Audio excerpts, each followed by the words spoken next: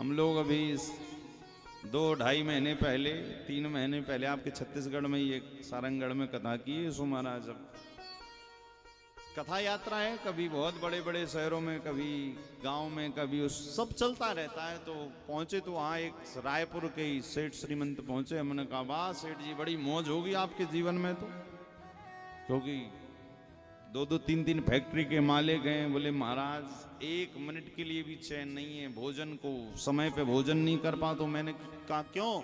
बोले इतने फोन आते हैं, कभी वकील का आता है, कभी कर्मचारी का आता है, कभी ये गाड़ी को ये हो गया। तो मैंने कहा शांति नहीं? बोले बिल्कुल नहीं।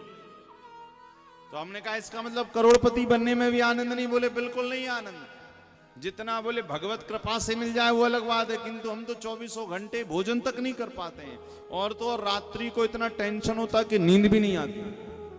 हमने कहा फिर सोते कैसे हो? बोले गोली जिंदाबाद। आपने देखा ना, जितना ज्यादा पैसा होगा उतनी ज्यादा बीमारियां होंगी। 10 प्रकार की गोलियां खाते हैं, सोने की, जागने की, नाश्ते के पहले की, नाश्ते के बाद की, भोजन के पहले की, भोजन के बाद की। क्यों? क्योंकि हमें लगता है कि धन कमाने के बाद शांति, किंतु उसमें भी शांति नहीं। इसी कारण भैया आनंद कहाँ है? बोले आनंद तो केवल परमानंद की कथा में।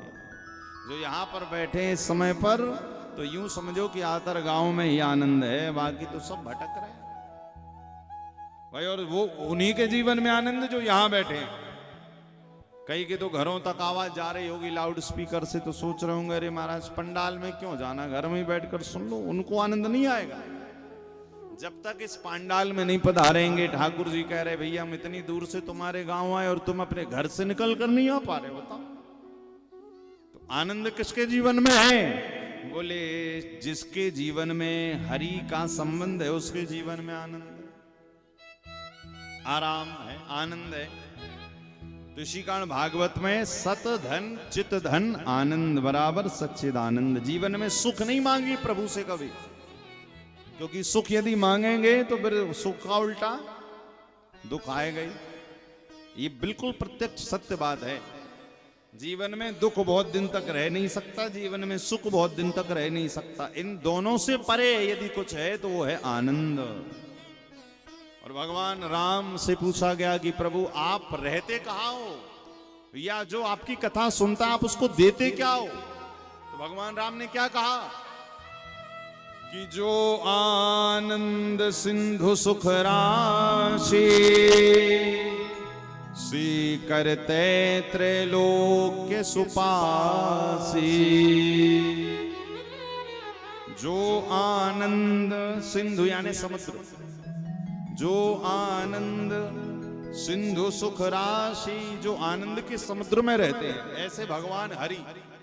और उनके पास जाओगे तो सुख दुख नहीं, उनके पास उनकी शरण उनकी कथा में तो आनंद की अनुभूति होगी, अनुभव में आ जाएगा।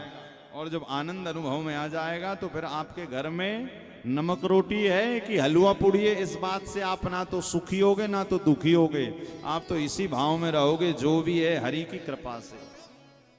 यूं भी वाह वाह, यूं भी वाह वाह, ये है आनंद। भगवान की कथा में ही मिलेगा। इसी कारण वेद व्यास जी ने पहले ही लिख दिया सच्चिदानंद। हम आपको श्रवण कराएंगे, आप सबको कीर्तन भजन आता भी होगा ना। नंद घर कौन भयो? आनंद भयो। किसी ने ये नहीं गाया ना नंद घर कृष्ण भयो, सबने क्या गाया? नंद घर आनंद भयो। क्यों? क्योंकि भगवान ही आनंद का स्वरूप है। और जिनके जीवन में आ जाए, किनके जीवन में आता? बोले जो ऐसी कथाएं सुनते रहते हैं। तो भागवत में वेद व्यास जी ने सच्चिदानंद की व्याख्या की।